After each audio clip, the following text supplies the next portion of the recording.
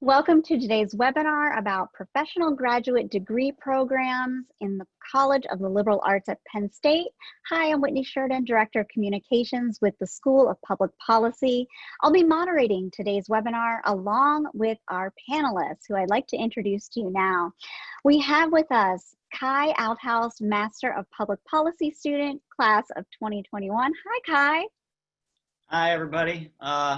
It's nice to be here. Excited to talk about the MPP program. Thanks for being with us. We also have our Director of Professional Development and Student Engagement, Catherine Baumgardner, with us. Catherine is also an Associate Teaching Professor and has nearly 30 years of public policy experience in healthcare, advocacy, and consulting. Catherine, thanks so much for joining us. Thank you. Hello, everyone. Excited to be here today.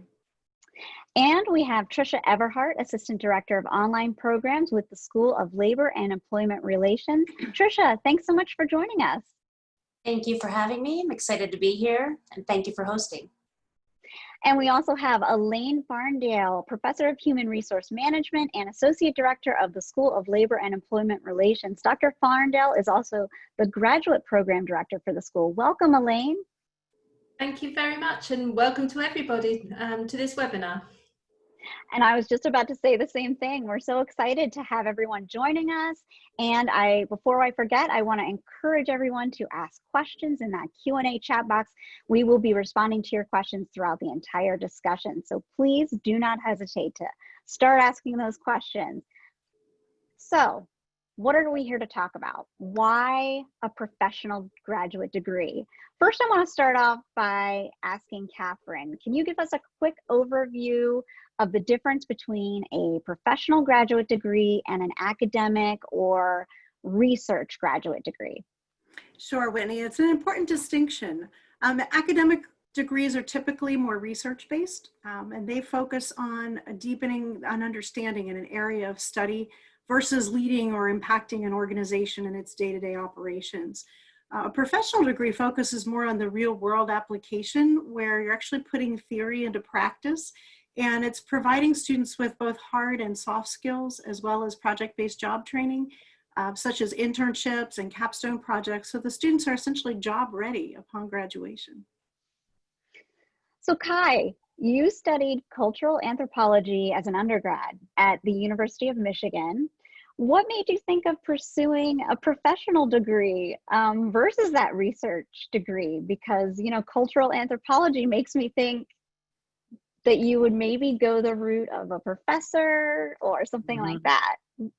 Yeah. Why the choice for the professional degree?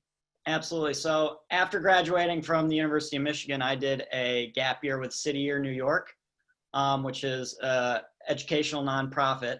And I was working with fifth graders. I was mentoring them, tutoring them, but I was also working with the staff at City Year. And I got excited about the policies that they were deciding on, the culture of the organization. And I thought at the end of that experience that continuing to work towards helping those that are socioeconomically disadvantaged through policy or advocacy would be a great next step for me. So I didn't, when I applied for the MPP program, I wasn't necessarily thinking about going to get my PhD at that moment. I was thinking I wanted to get back out into either the nonprofit sector or directly into government or the public sector. So that's essentially where my interests led me more to an academic, or sorry, a professional degree versus an academic degree. So you had that career goal in mind. You wanted to move into a career. Great. Absolutely. That's exactly what this is all about. So we're going to discuss the professional degrees that we have offered in the College of Liberal Arts. And let's take a look at them. We have the online Master of Professional Studies, the MPS program in the School of Labor and Employment Relations, the in-residence Master of Science MS program in the School of Labor and Employment Relations, as well as the Master of Public Policy, which here is referred to as the MPP degree in the School of Public Policy. So that's what we're going to be talking about today. And once again, I want to encourage those questions at any time throughout the discussion. So let's start with the MPP degree. Catherine, tell us exactly what is the Master of Public Policy degree program, who is this degree for, and who should apply? Great. For those of you who aren't too familiar with the MPP degree, it's a degree that teaches the skills necessary to understand policy process, to design and analyze public policy, and that essentially enables students to get a job in the field of public policy. So if you think about the world we're in right now, everything that we're facing is based on an effective or an ineffective public policy. So when things are going smoothly, it's not something that we stop and think about. We don't think about the framework that underpins what we're doing every day. But as soon as things aren't working well, we really start to notice the absence of effective public policy. So what the MPP degree does, it's perfect for people who have a passion for public service and who want to make a difference in the world around them. What's really nice about the MPP degree is it's open to people from any major with a variety of different policy interests. So if you think of the degree as it's a 2-year on-campus degree program for students who want to analyze public problems, and then more importantly, recommend ways to execute good policy by understanding how to design that policy for adoption, evaluation, and implementation. So it's a degree that gives you an opportunity to make a really great impact on the world around you. So Kai, you were talking a little bit about this, but why specifically the MPP? So Catherine briefly touched on this. I first really like the on-the-job training mentality where you're developing these skills to actually be inserted into a decision-making or policy-making entity. And then you will have the ability to, analyze data sets, look at budgets, understand how organizational theory works in these entities. Further from that, I love the holistic and versatile nature of the program. The scope of policy and the range of it touches so much. Almost everything is under the umbrella of public policy.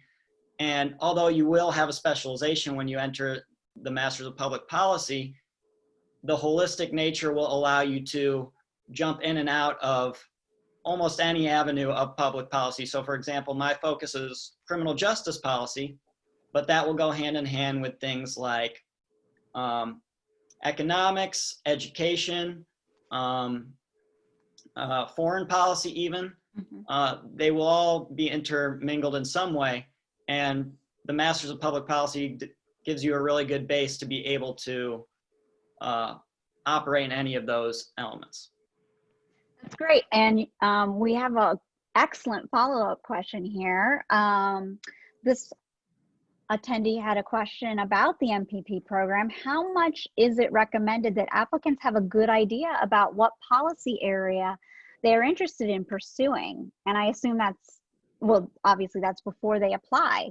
I would throw that out to Kai and Catherine. What do you think about that? They can talk with Stephen Mazovsky, our director of advising, of course, as they go into it. But I would say part of this, we'll talk about this in a moment, about the fact that one of the unique aspects of our program is that you get to design your specialization if you're not sure about what you want to specialize in. But maybe you guys can talk a little bit more about responding to this question. Kai, do you want to take that first? Yeah, sure, I can touch on it for a bit. So in my experience, I pretty much knew exactly what I was interested in. City Year got me really excited about combating the school to prison pipeline. So that's where I was led to criminal justice, and I'm on that track. I'm now in an internship with the Sentencing Commission, the Pennsylvania Sentencing Commission. But I would say it's not necessarily crucial to have that that direction down pat before you get here. I have several cohort members who, for example, started thinking they would be in foreign policy, but they ended up switching to health. I think as long as you have that underlying basis of public service and looking at policy in general, through the general classes that you'll be taking and the professors that you'll be talking to, you will develop a stronger appreciation for what it is that you actually like in policy the most, and that'll help guide you to your specialization. But I would say it's not absolutely crucial to have it right out of the gate. And Kai, we'll talk about this with Catherine, both of you in a minute, but about the curriculum. But from what I've seen in the past couple of semesters, is we have our students start out in a lot of the core curriculum classes that are generally talking about policy analysis and things like that. And so that's certainly a time where someone could figure out their concentration. This is another question. I was wondering why MPP might be more beneficial than a master's in criminal justice specifically. Great question for you, Kai. So I think this again comes back to the professional degree versus the academic. I feel like a lot of masters in criminal justice, they're on a path to academia. They're on a path of research. And that is absolutely used in public policy, but the Masters of Public Policy with a criminal justice focus is going to look more at applied research and evidence-based projects that are then used to determine policy. So I think that's where I would see the biggest difference between those two. Great answer. So let's move on.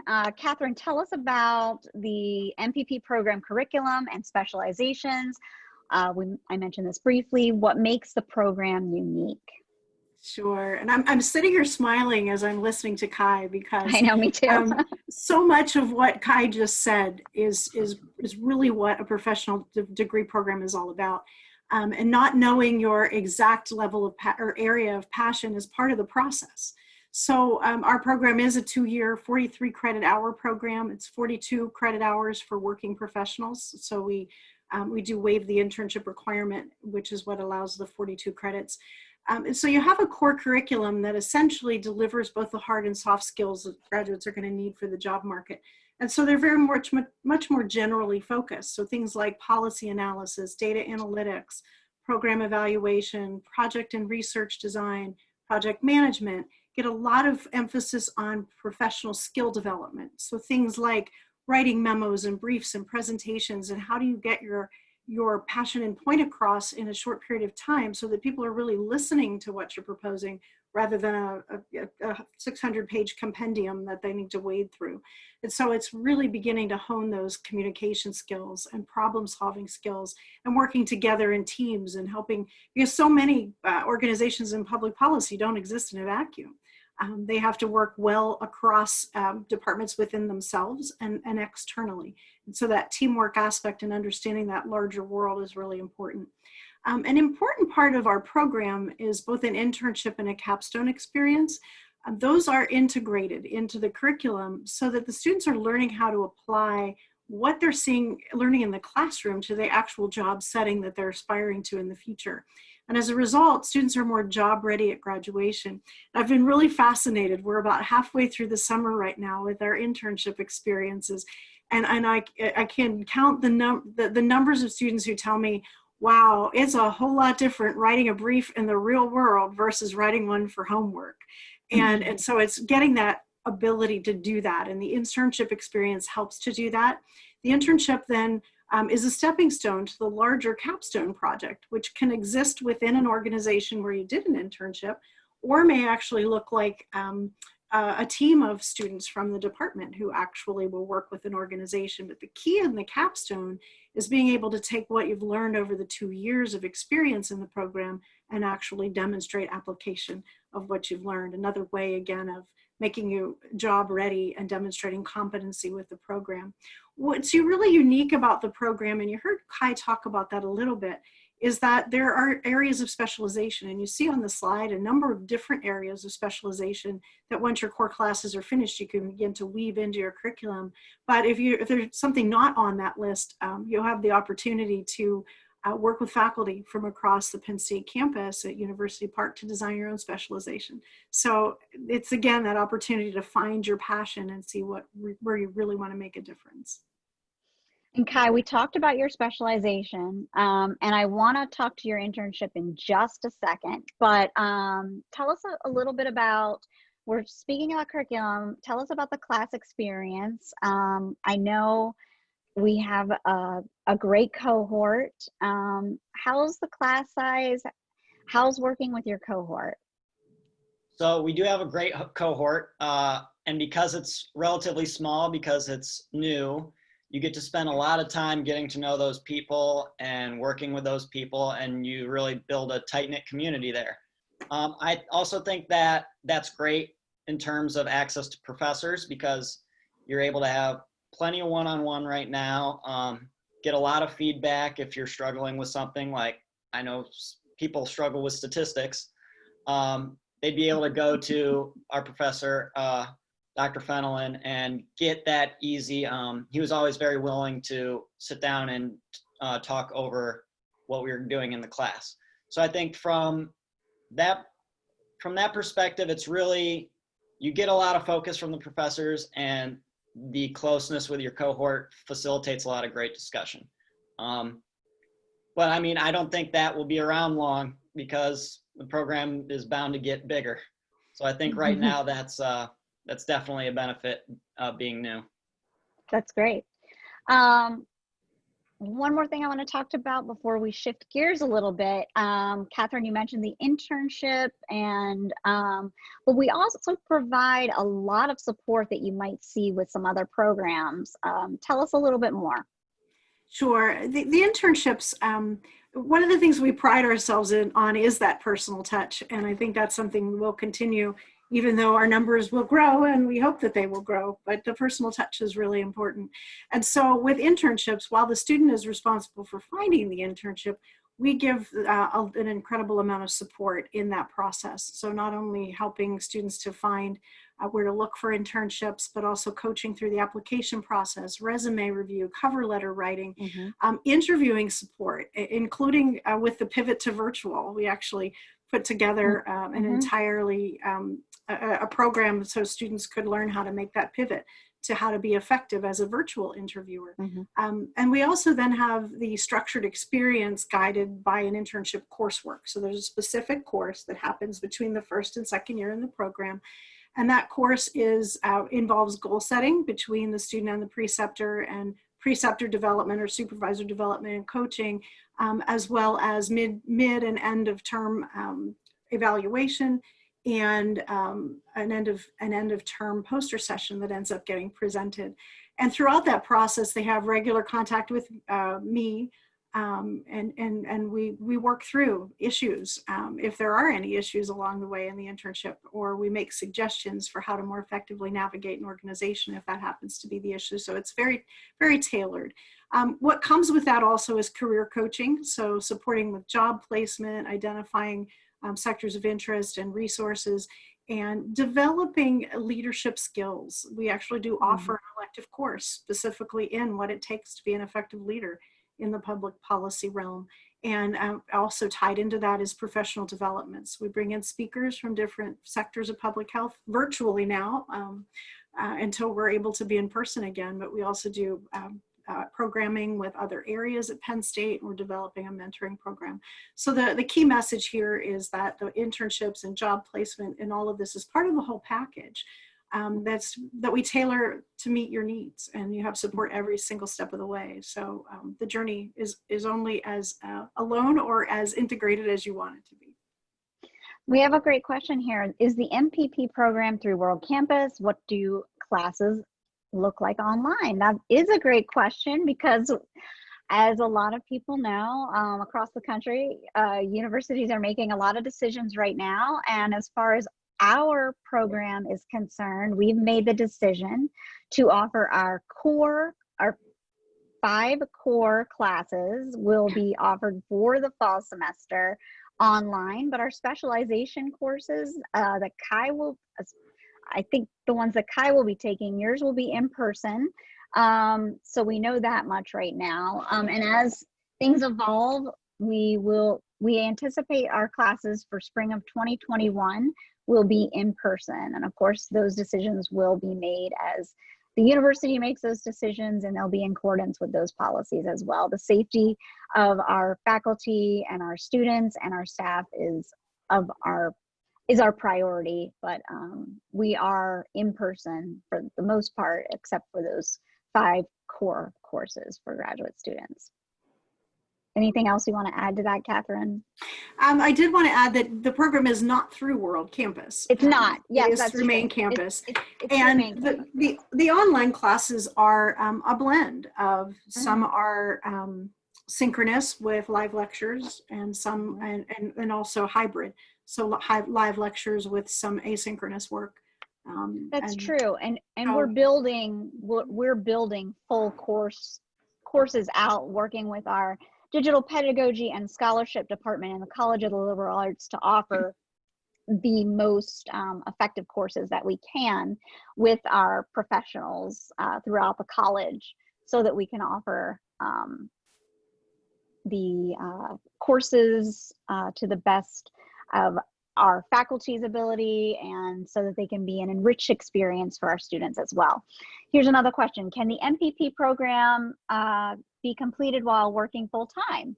Thinking about night class availability. Well, that is a fantastic question, because most of our courses are offered in the late afternoons and early evenings. So I would say yes. we have a number of students that are doing the program. We do. As full-time employees. And that's why we say that that if you're a full-time employee, if you're a working professional, that the credits are 42 credits. I want to shift gears now and I think we're bringing first Elaine into the conversation. We want to talk about the MPS and MS in Human Resources and Employment Relations. Elaine, can you start with an overview of the HRER curriculum for us? Sure, thank you, Whitney. So yeah, we have 2 degrees that we're talking about today, the Masters in Professional Studies and the Master of Science, both of which are in Human Resources and Employment Relations. So in other words, we have kind of a joint curriculum across the 2 programs, but they're 2 different modes, and we'll talk a little bit about that in a moment as to how you can choose between an MPS and an MS mode. But essentially, the program as a whole covers these 2 strongly related fields, human resource management and employee relations. The curriculum that we have in place is aligned with the Society for Human Resource Management, which is the professional body for people working in HR.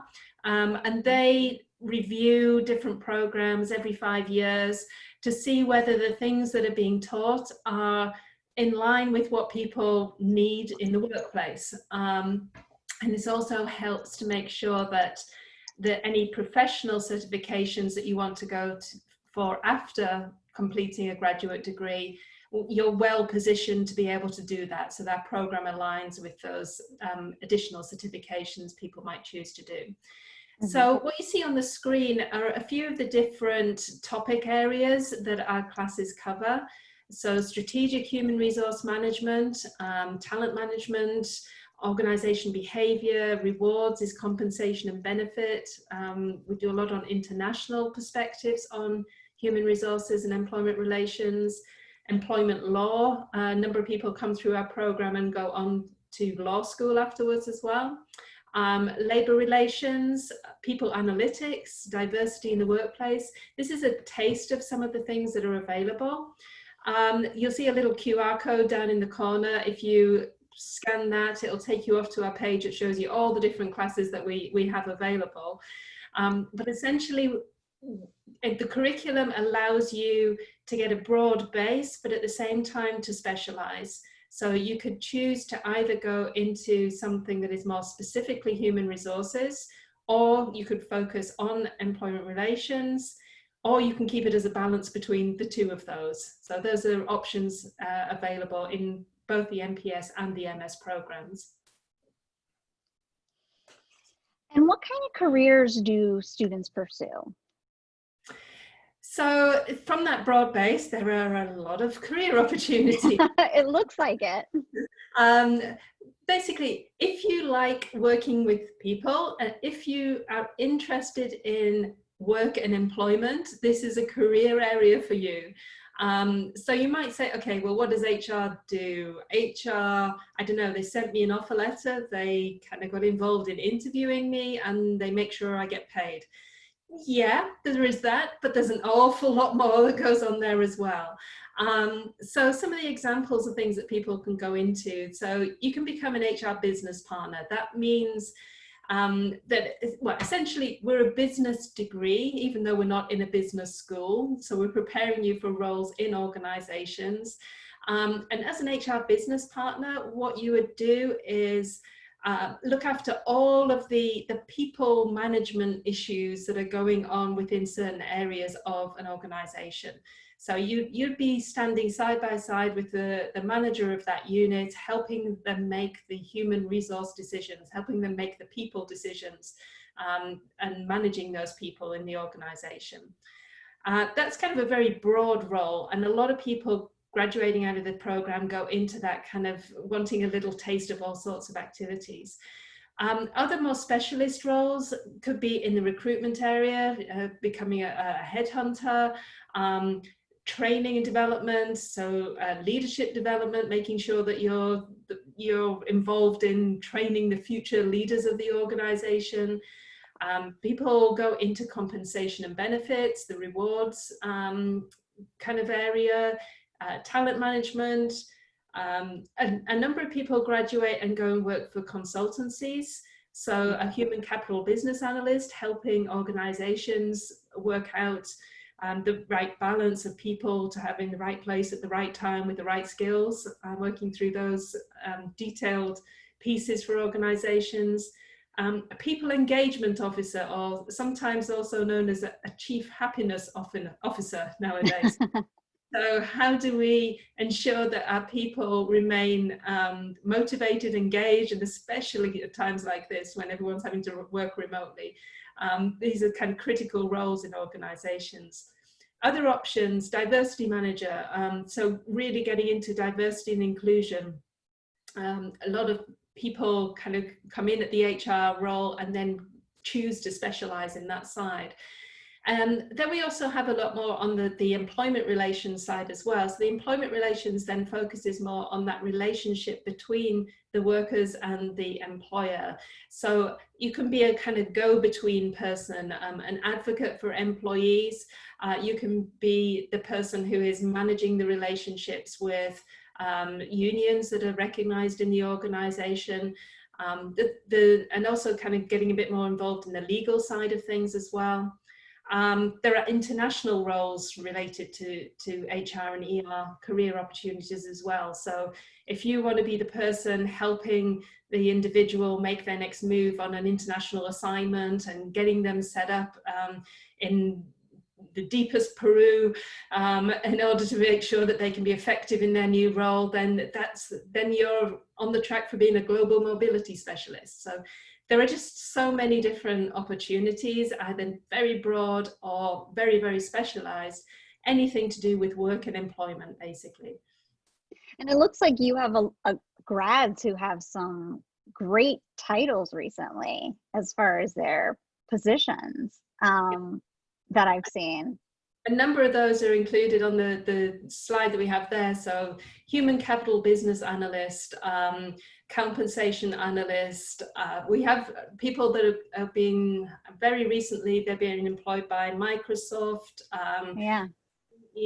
Google.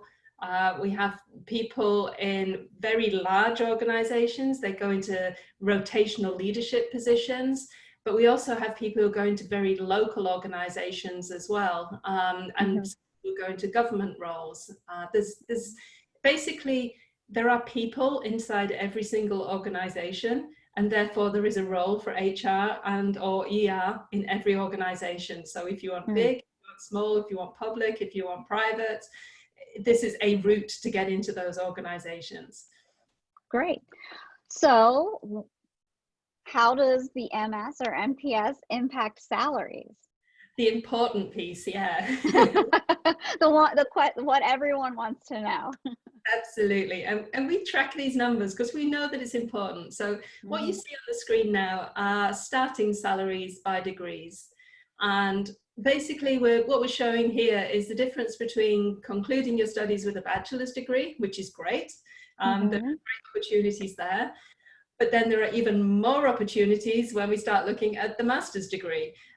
In general, you're seeing an almost $20,000 increase for completing your master's. So if you think about how much you have to invest into it, this is just the starting salary. This is, you know, per year, that additional 20,000 potentially that you're earning. You can see human resources, it's a business field. The bachelor's salary, this isn't average. These figures are nationally available figures, were based on 2017 graduates that's collated. It's the latest report that's available at the moment. So we see a 46,000 figure for the bachelor's degree with HR. A master's degree typically is the 63,000 figure. For 2018 graduates out of MS, so the residential Master of Science in Human Resource and Employment Relations, our average starting salary was 73,000. So you get a good solid base that recruiters really appreciate. And we do actually have within the school, we have a dedicated careers person. So you get support directly linking you to recruiters who want to come to our school to recruit. Wow. Excellent. So now, Catherine, what about employment opportunities for MPP grads? Absolutely. And I also want to just make a quick comment, Elaine. It was fun to listen to all of the different opportunities in HR. My doctoral work is actually in workforce education and development with an emphasis on human resources and organization development. So yeah, so definitely an exciting track as well. So that was fun to hear your perspective. Public policy is also an area that has endless opportunities for MPP grads. They work as budget analysts, government affairs professionals, consultants, data analysts, many other positions across many different sectors, which you'll find on our website, but things like the national level, state and local government, think tanks, consulting firms, nonprofit organizations, lobbying firms. All of these organizations find that it's incredibly important to have people that understand the big picture and see the global perspective of how policy impacts virtually everything that we do in an organization. So it's, you know, especially watching what's happening in the world today, it's a really exciting time to be in public policy. That's absolutely right. And I want to echo what Catherine said about looking on our website. If you go to publicpolicy.psu.edu and click on graduate or even undergraduate, if you're an undergraduate student looking for some of our undergraduate programs, and you click on careers, you'll find a lot of this information and I can tell you more. Here's a question. Is the international student who graduates from MS HRER easy to find a job in the US and get a visa sponsorship? So that is always the $1,000,000 question. I will not lie that in the current circumstances, that is tricky. It is tricky. At the same time, well, it's always more challenging if you need visa sponsorship than if you are already authorized to work within the US. It is always more challenging.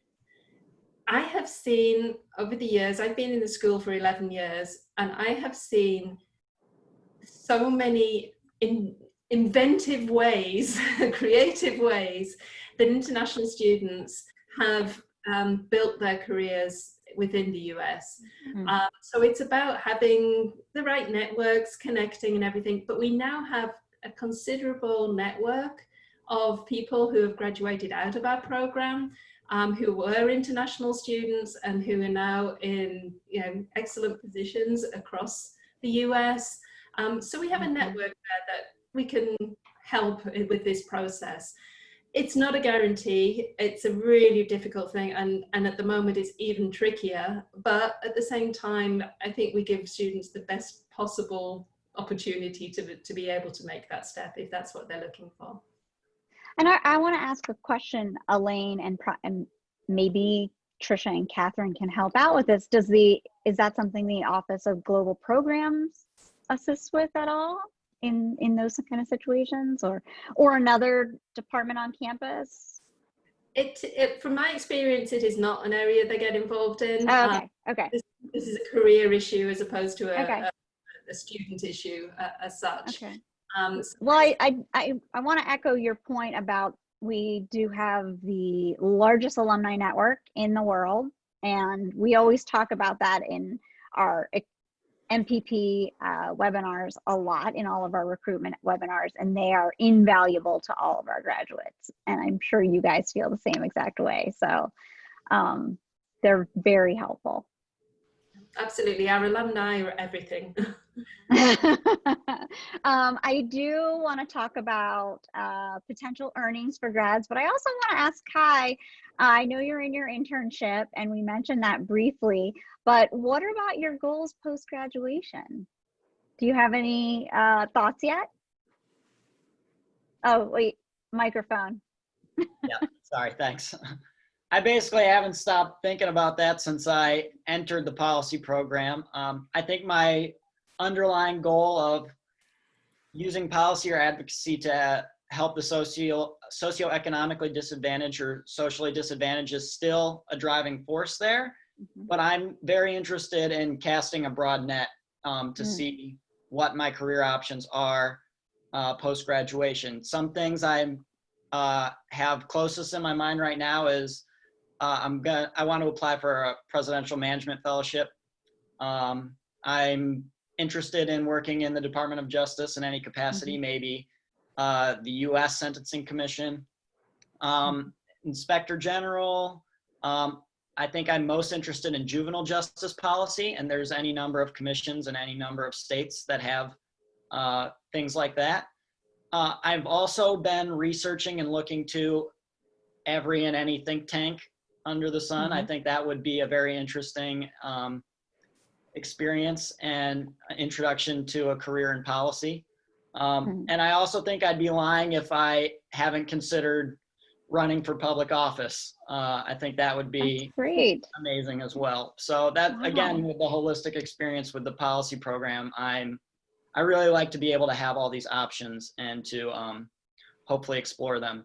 And Catherine, maybe bringing that to you soon enough. And I want to point out that we have 100% of our cohort has secured internships, which is a huge feat, especially right now with what we're dealing with. You know, most of them are, well, all of them have been remote. I think one has finally moved into the field or is about to move into the field, but that's still an amazing accomplishment, thanks to all of our students and in large part to Catherine for her assistance in making a lot of those calls and helping make all of this make all of this possible with setting it up. But that's great. And I know you'll be helpful with Kai and all the rest of our students and helping them determine what they want to do when they graduate. So let's talk a little bit about what happens when they graduate. Is the MPP worth it? And will this boost earning power? I'm sure a lot of people want to know about those graduate degrees because either they're taking out loans or asking for assistantships, scholarships, things like that. Tell us a little bit about what they can see, what they can expect once they graduate. Sure. The Census Bureau is reporting that MPP grads will earn about 19 to 20,000 more than their counterparts with bachelor's degrees, so very much like what HRER is seeing.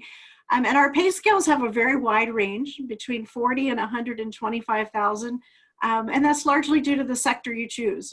So in the nonprofit end, things tend to be a little lower in salary, and in the for-profit end, they tend to be a little higher in salary. So it really kind of depends on where you focus your time and effort.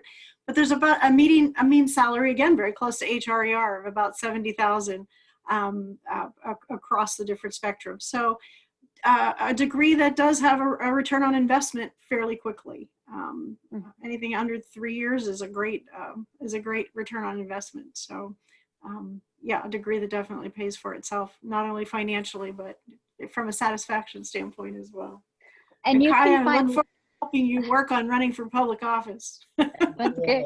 And you can find links to all those details on our website as well under that career section that I mentioned, including all of the links to those statistics from the U.S. Census Bureau.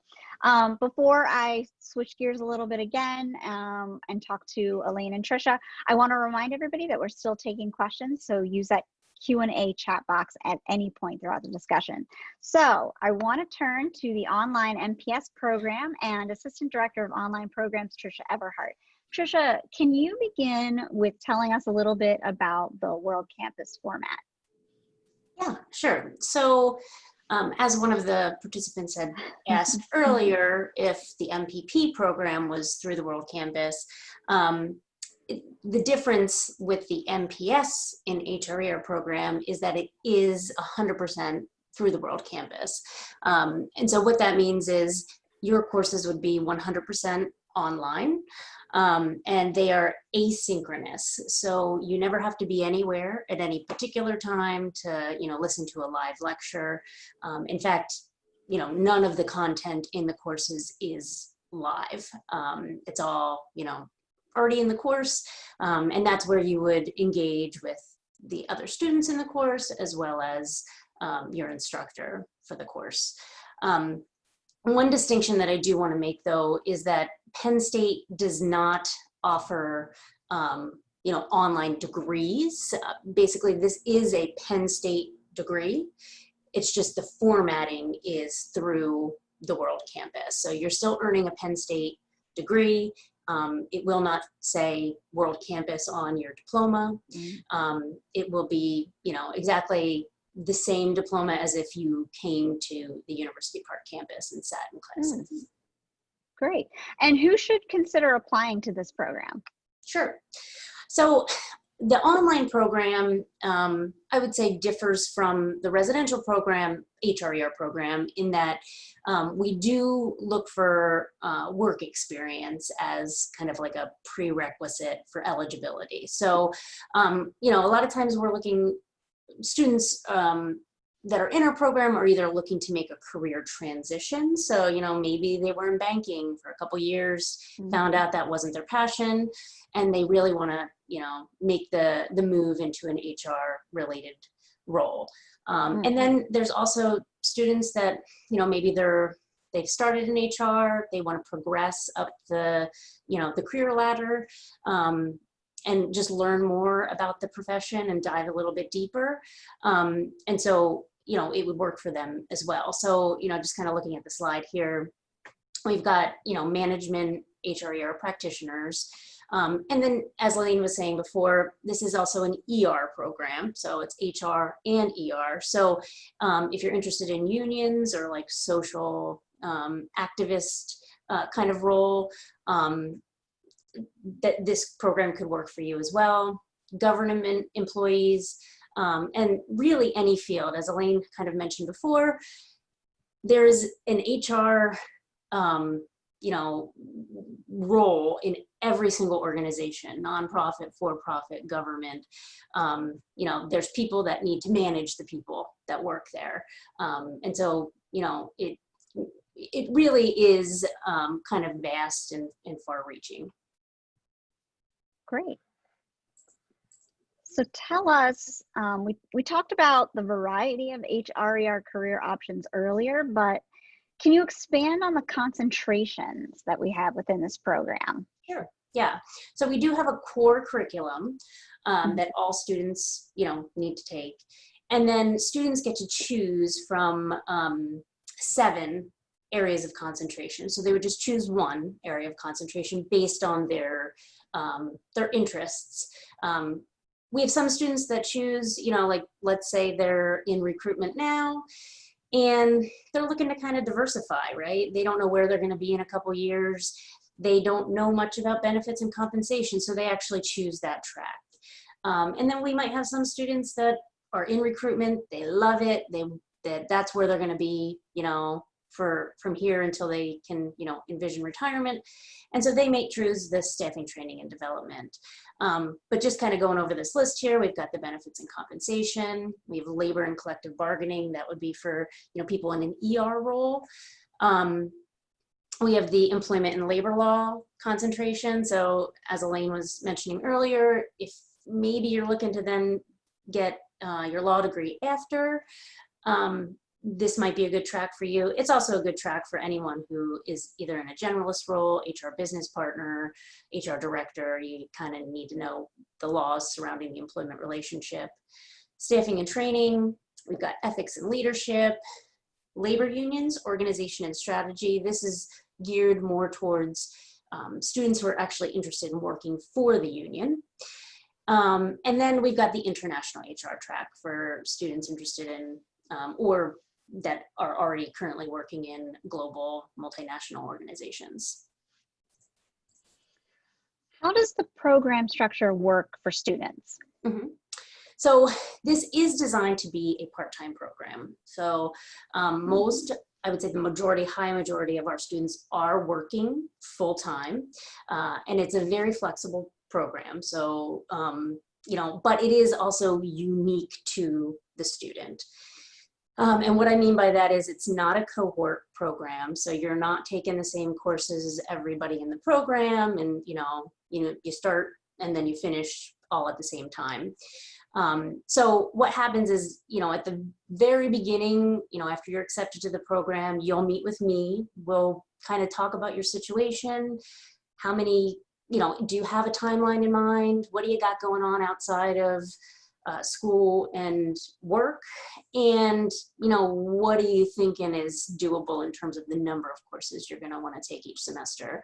And then we map out a plan, which is pretty easy considering we offer all of our required courses every single semester online, in an online format. That also includes the summer.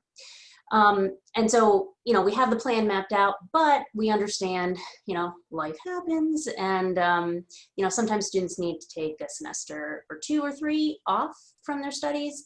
And that's okay. We can revise the plan. It's fluid. It's not set in stone. But I would say on average, students do finish, I would say the majority of our students probably finish in 2 years, maybe a little bit more than 2 years. And then there's some students like me. I was a previous student, not in this program, but another World Campus program. Took me a long time because I took a little break, but it took me 6 years. But I'm not the average student. So I would say on average between 2 and 4 years.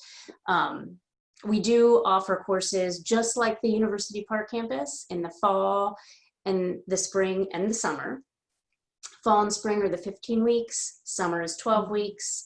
And then we do have optional opportunities for students who, you know, don't want to just do fully online. We have a 1-week intensive on-campus option we do in the summer.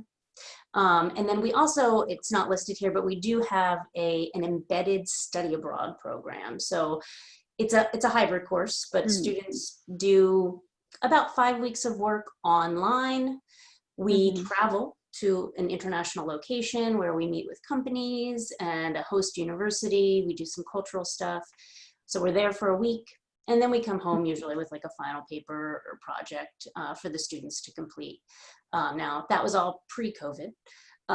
So we'll find out what post-COVID is going to look like.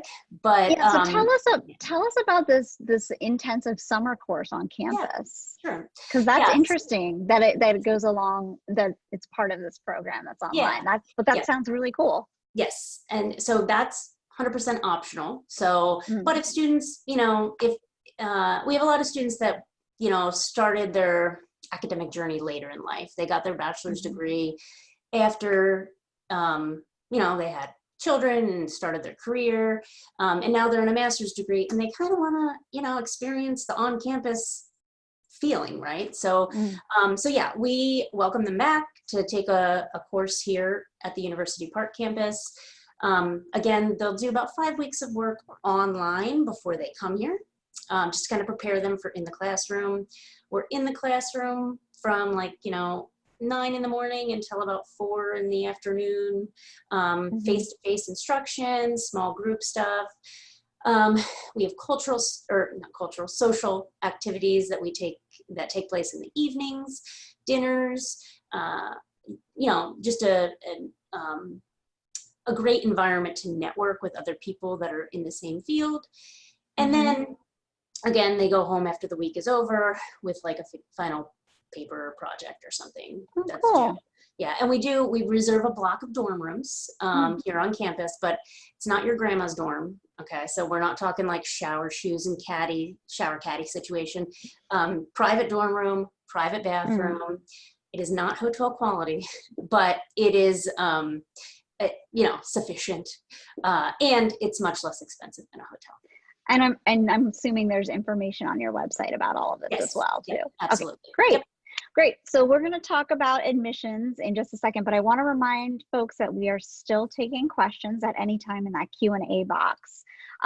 So Tricia, can you tell us about the application process and admission to the online MPS program?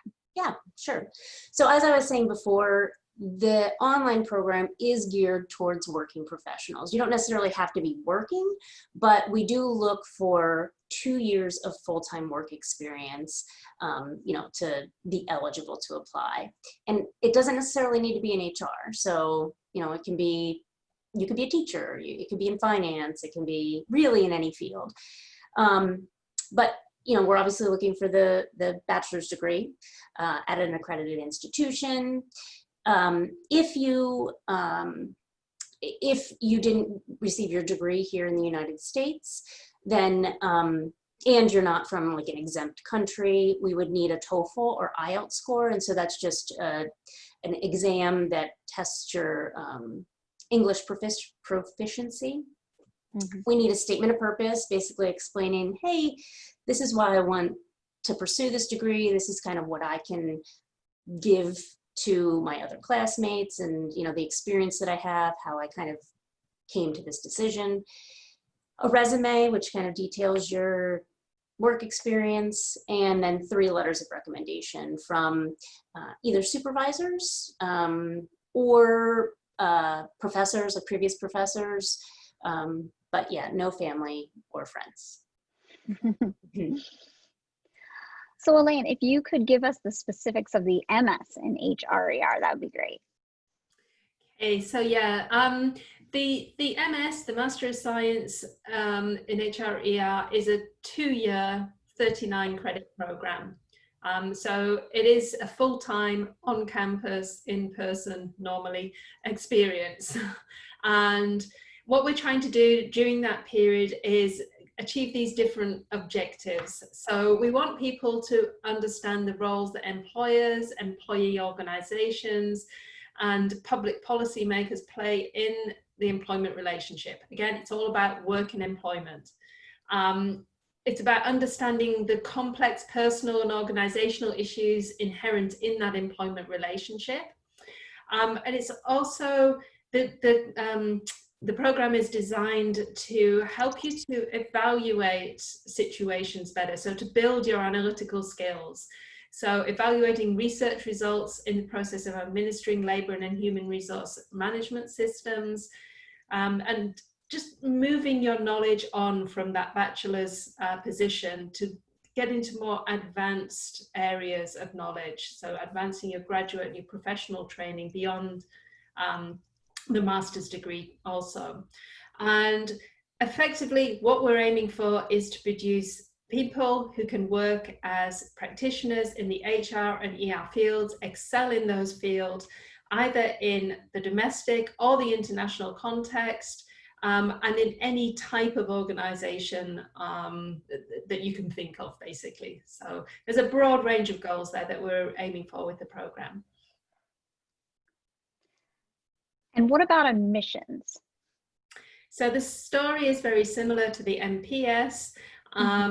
Essentially, the core difference is we do not require any work experience coming into the MS program.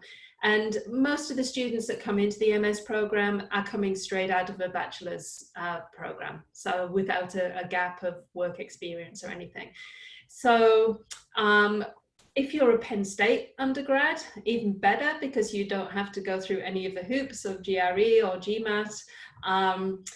And also, if you're a Penn State undergrad and you're already in a major that is labor and employment relations, or psychology, or Spanish, there is another opportunity for getting into the program a different route, just for those specific majors.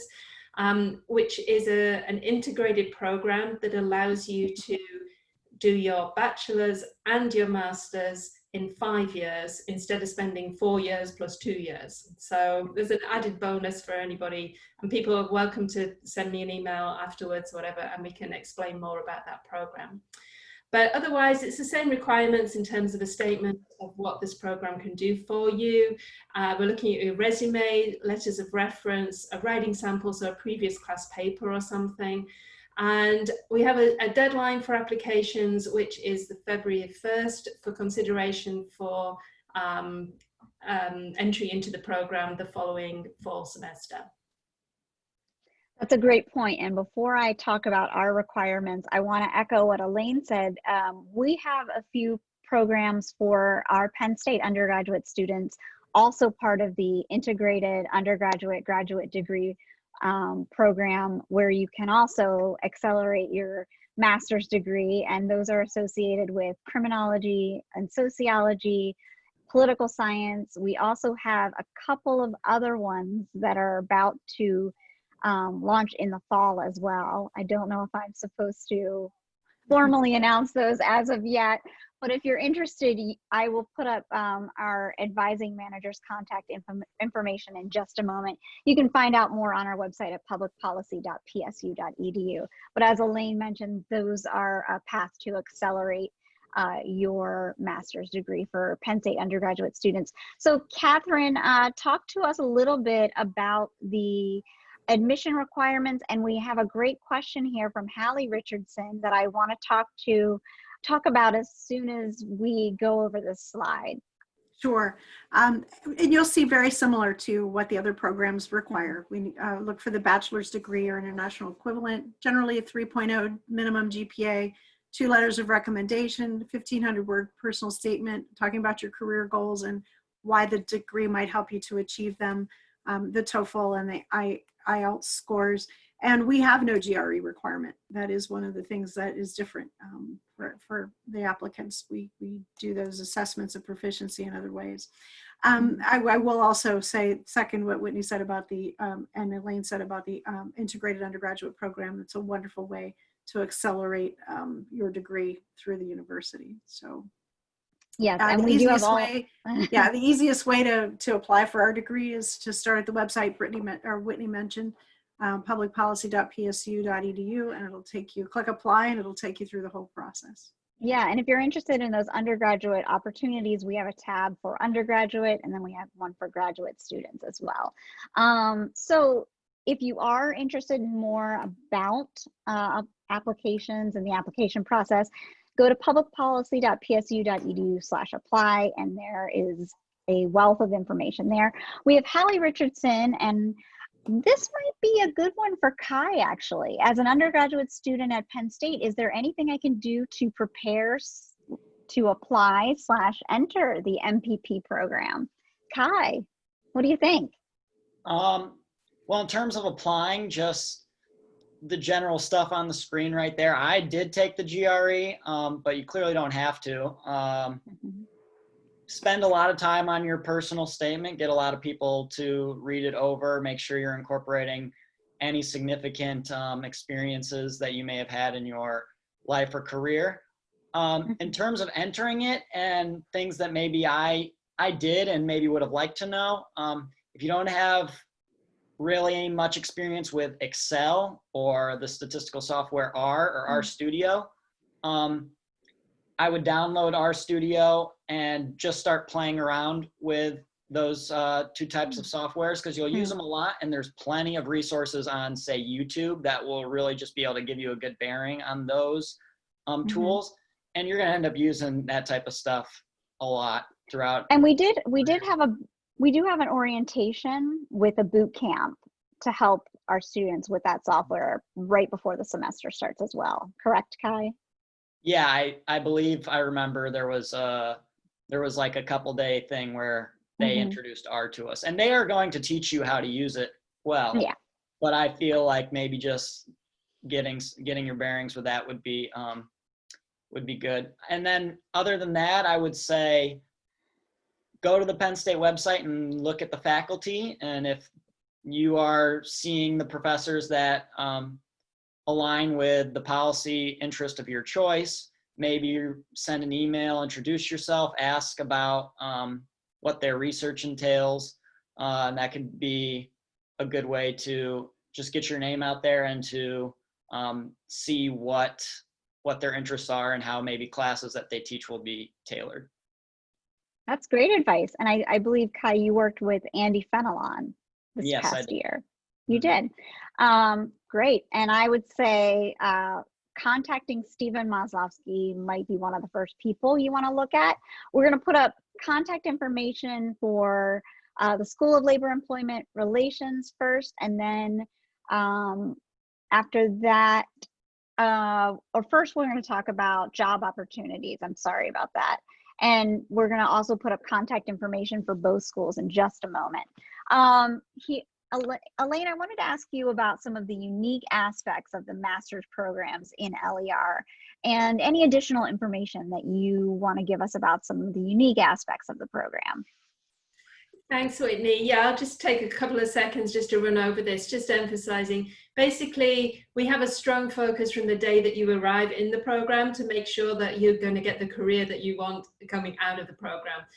We literally start giving careers advice on day one. So it's a big priority for us.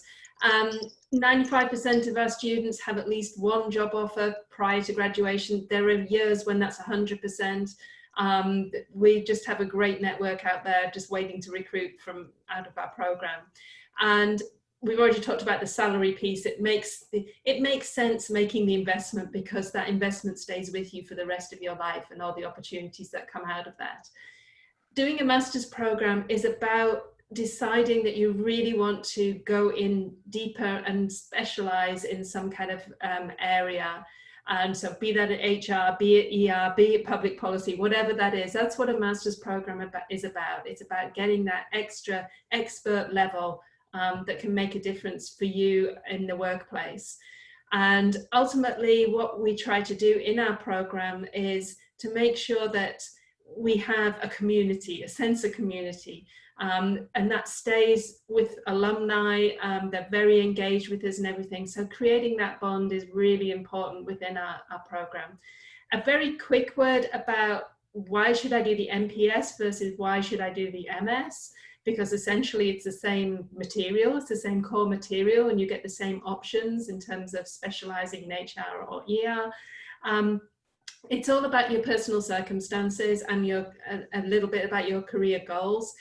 Do you already have work experience? Maybe you're currently working full-time or part-time, and it's not easy to go to campus to do something, then the MPS is a great way of doing that. If you're straight out of school, don't have the work experience yet, but you already know that this is the direction where you want to go, then the MS program is probably in a better position for you. The MS program actually also has a track for people who do want to go on to do research and do want to continue to a PhD. So that's also an option in there once you start the program. If you think, oh, actually, I'm really into this research thing, then there is a route through there for you on that one as well. So thanks very much, Whitney, for this opportunity to be able to say something about the school's MPS and MS programs. So we've taken a lot of questions, but I want to open it up if there are any additional questions. Now's the time to use that Q&A button in the controls at the bottom of the Zoom window. In the meantime, I'm going to scroll through some of the contact information here. This is for the School of Labor and Employment Relations. You can see their online MPS program contacts, the residential MS program, and the School of LER Career Advisor. Again, what I'm going to do is we've been recording this, and I'll post it on YouTube, and I'll have the College of the Liberal Arts posted on their YouTube channel as well. I'll also post it on the School of Public Policy's website, and perhaps LER can post it on their website as well. And we'll send that out on social media. And to everyone who's been registered, we'll share that as well. And here's the contact information for Stephen Maslowski. He's our enrollment and advising manager. You can reach him at publicpolicy@psu.edu. It doesn't seem that there are any questions at the moment. I want to thank all of our panelists for joining us. We have Can I Trisha say something? Everhart and, oh yes, Kai, Something what do you real have? quick? Feel free to contact me as well. I think I'm gonna put my email in the chat. If you have any more Yes, questions please. from a student's perspective, feel free to connect with me on LinkedIn too, if anyone uses that. It's a great tool. Anyway, just want to put that out there. Yeah, Thanks. put your email in the chat. Go ahead. I'll leave that up. I want to thank Trisha Everhart and Elaine Farndale from the School of Labor and Employment Relations. And we also had Kai Outhouse from our MPP class of 2021, which is not too far away, Kai. He's also interning right now this summer. And Catherine Baumgardner from the School of Public Policy. Thanks so much, everyone, for being here. And thanks to all of our attendees for joining us today. If you have any additional questions, please feel free to email us at publicpolicy@psu.edu. And again, we showed you all of those contacts for the School of Labor and Employment Relations. And here you can see all of our social media contacts as well, and the websites for both the School of Public Policy and the School of Labor and Employment Relations. I'm Whitney Sheridan. Thanks so much for joining us, and we hope to hear from you soon. Thanks, everybody. Thank you, Whitney. Thanks, Whitney. Thanks. Thank you. Have a great day. Too.